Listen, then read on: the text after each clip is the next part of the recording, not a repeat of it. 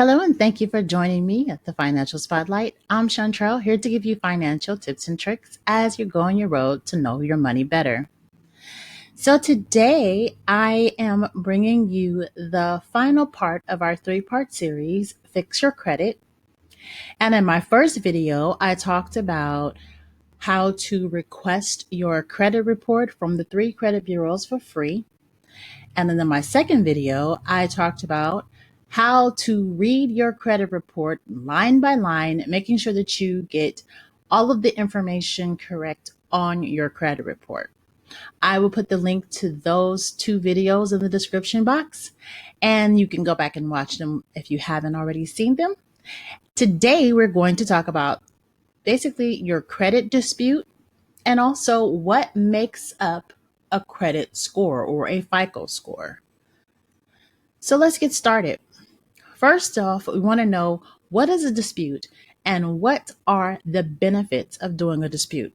So a credit dispute is basically our right as a consumer to ask or go against what is on our credit report.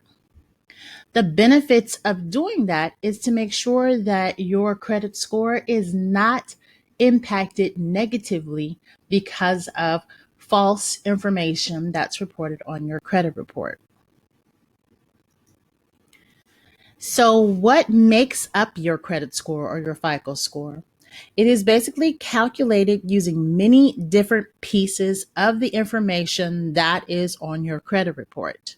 So there's 5 different parts that are used to calculate your credit score. That's the payment history, which is 35%, new credit, which is 10%, the length of credit, which is 15%, credit mix, which is 10%, and the amounts that you owe, which is 30%.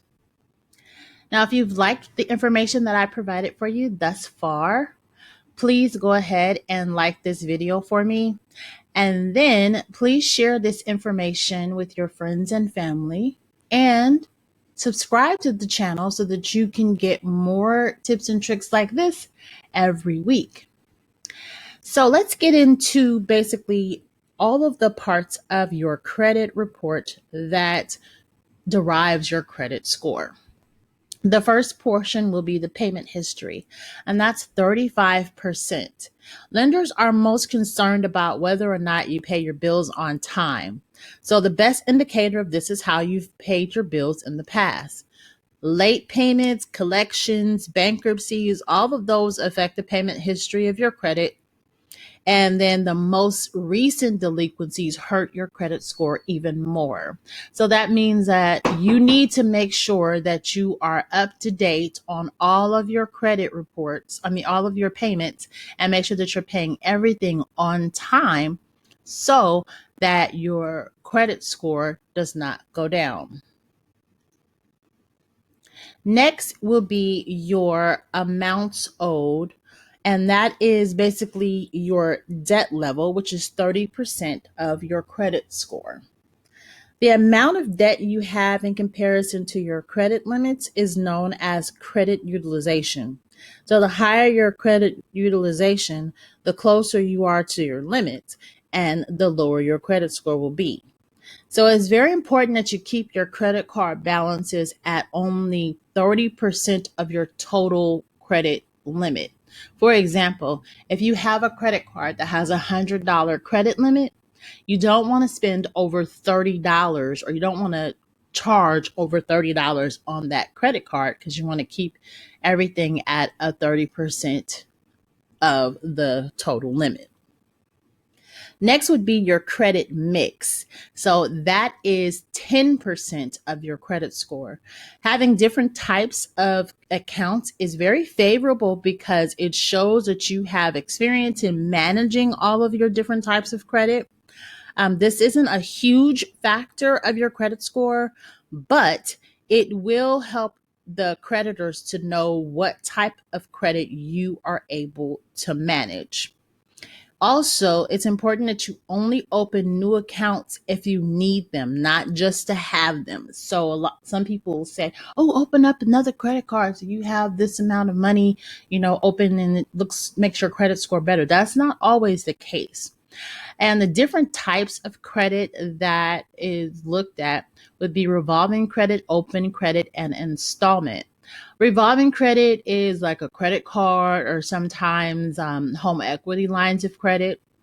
Open credit is your line of credit or revolving line of credit like you would have through your bank. Maybe sometimes it's under your, if you have a home and you're able to put a line of credit on in and tack that into your home loan.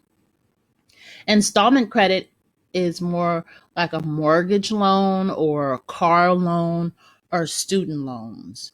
So again, you don't want to just open up credit or open up lines of credit just because. You want to make sure that you're doing something with that credit. Now, 15% of your credit score is based off the length of credit history. So having longer credit history is favorable because it gives more information about your spending habits. And it's good to leave open some accounts that you've had for a long time. Some people will say, oh, once you pay a credit card off, go ahead and close it out. It's not always the case, because if you have had a $5,000 credit limit on a credit card and you've paid it down or you paid it off and you've had that for 5 to 10 years, it's best to leave that credit card open even if you're not using it, so that it looks like, oh, okay, this person has had this credit for a long time and they have not used it, so that leaves their credit history open. And then the next one is 10% of your credit score is new credit, or we call it credit inquiries. And each time you make a new application for credit, that's an inquiry and that is put on your credit report. If you watched my video, the second video, I talked about reading your credit report. And if you scroll down to the bottom, usually your credit report will show all of the inquiries or the people that have checked your credit for the past couple of years. Too many applications for credit can mean that you are taking on a lot of debt or that you're in some type of financial trouble. So, like I said, the credit inquiries make it look like maybe there's something going on with you.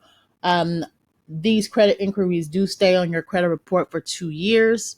However, the credit score is only looking at these credit inquiries for 1 year.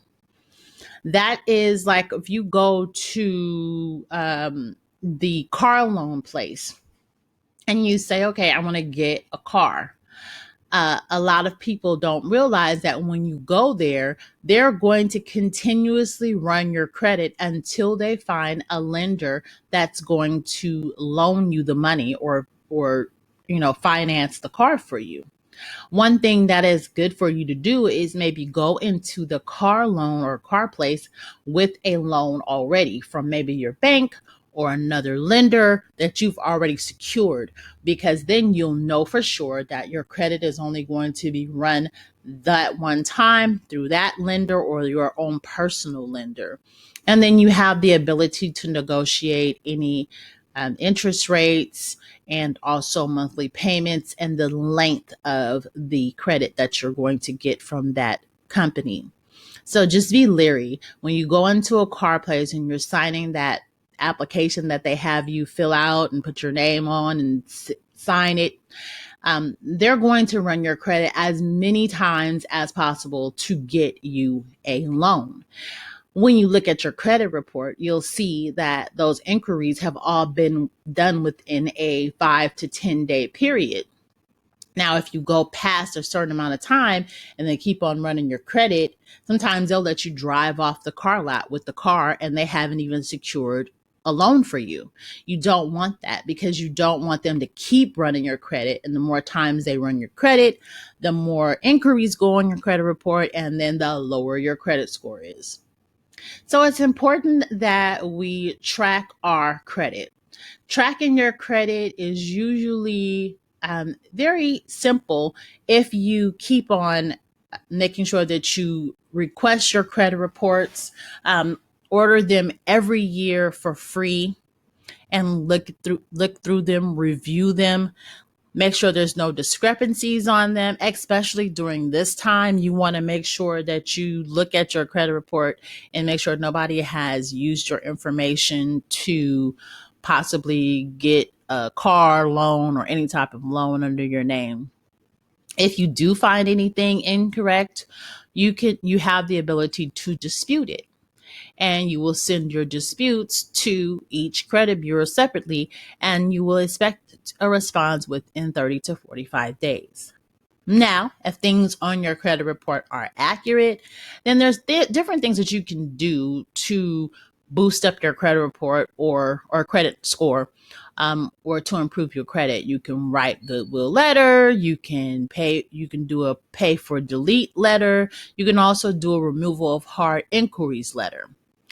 But it's important that you are in control of your credit altogether. So if you're ready to clean up your credit, I do have two different types of credit review dispute kits that I have available. I will put the link to those in the description box below. The first one is a little bit more simple. It just gives you a step-by-step questionnaire of what you should ask yourself every time you're looking at your credit report. And also, it gives you a copy of three different letters to send to the credit bureaus, already all provided for you. And all you need to do is put your information in it. The second one is literally taking you step by step, every step of the way, what you need to do to improve your credit. It also has the questionnaire in there. It also has the letters in there, but I've also included more letters that are going to get you on your road to fixing your credit and making sure that you're doing it yourself and you're staying on top of it and improving your credit score. So if you want either one of those, again, the links are in the description box. Thank you for watching today at the Financial Spotlight. If you liked this video and it helped you, please like it. Also share it with your friends and family.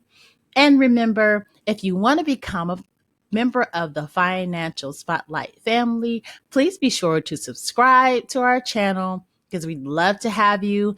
And click that notification bell so that you know every time that I'm going to upload here on YouTube at the Financial Spotlight. Thank you for joining me and have a good one.